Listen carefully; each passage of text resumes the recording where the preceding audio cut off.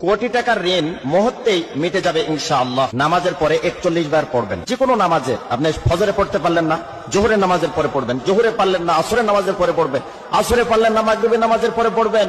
মাগরিবে পারলেন না, এশার সালাতের পরে আপনি পড়বেন। যদি আপনি পড়তে পারেন 41 বার, আর মনের ভেতরে যদি আপনার সঠিক তামান্না এবং বিশ্বাস যদি থাকে, কোটি কোটি টাকার যদি আপনি ঋণের মধ্যে থাকেন, ইনশাআল্লাহ আল্লাহ পাক আপনাকে পরিত্রাণ দিবে।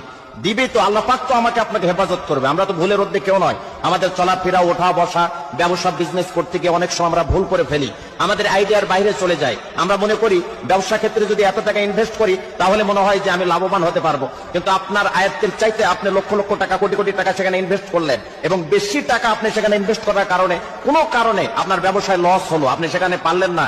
তো এই ধরনের ভুল ত্রুটি আমাদের হবে। আমরা মানুষ, আমাদের কাছে তো আর ওহি আসে না, আমরা নিজে নিজে ব্রেন খাটিয়ে চলতে হয়। তো সেই জায়গা থেকে যদি আল্লাহর কাছে আপনি সেইভাবে যদি পরিত্রাণ চান আর ঋণ থেকে মুক্তি চান, তাহলে অবশ্যই অবশ্যই আল্লাহ পাক আমাকে আপনাকে হেফাজত করবেন, প্রোটেক্ট করবেন, এবং সেই ঋণ থেকে আমাদেরকে উদ্ধার করবেন। কারণ মালিক কখনো ফিরিয়ে দিবে না।